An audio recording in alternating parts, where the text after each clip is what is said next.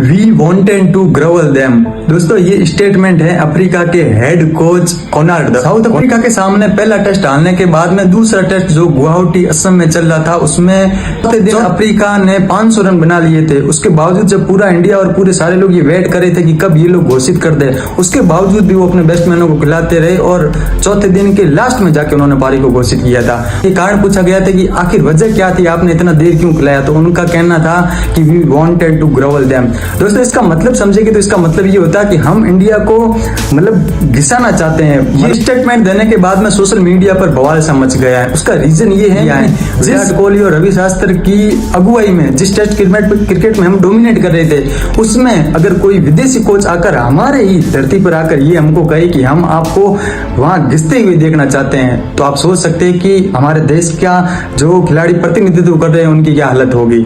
हार की वजह से माहौल इसलिए भी गड़बड़ा गया है क्योंकि पिछले 100 साल में हम मात्र जो 2 सीरीज हारे थे, लेकिन यहाँ पिछले गत 12 महीने में हम 2 सीरीज हार गए। दोस्तों दोनों देशों के बीच में अगर खेल में डिफरेंस की बात करें तो जहां अफ्रीका के बैट्समैन जो 8वें और 90 नंबर पर बैटिंग करने वाला बैट्समैन भी शतक बना रहा था, 90 रन के स्कोर कर रहे थे, वहीं हमारे बैट्समैन जो मेन बैट्समैन है वो 2.5 का आंकड़ा तक नहीं छू पा रहे थे। कुलदीप यादव जिसने 130 गेंदें खेली थी, हमारे प्रमुख बैट्समैन 0 पे आउट होके जा रहे थे, उनको स्पिन के सामने एकदम बेबस नजर आ रहे थे। वहीं उनकी गेंदबाजी की बात करें तो भी साइमन हार्मर हो गए और जो मार्को यानसन हो गए, उन्होंने बैटिंग के साथ में बॉलिंग में भी जलवा दिखाया और जो कि प्लेयर ऑफ द सीरीज रहे साइमन हार्मर 2 टेस्ट में 17 विकेट लेकर वो प्लेयर ऑफ द सीरीज रहे थे।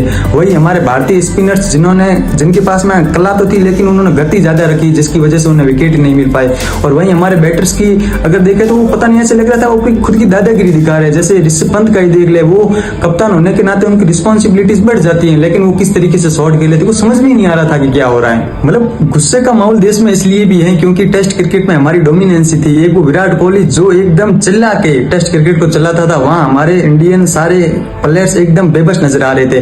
विराट कोहली जो अपनी टीम में 11 गैंगस्टर के साथ में उतरता था, वहां ऐसा लग रहा था कि हमारे खिलाड़ी एकदम बेबस है, ना तो बैटिंग में कुछ बढ़िया दिखा पा रहे थे, ना तो बॉलिंग में कुछ दिखा रहे थे।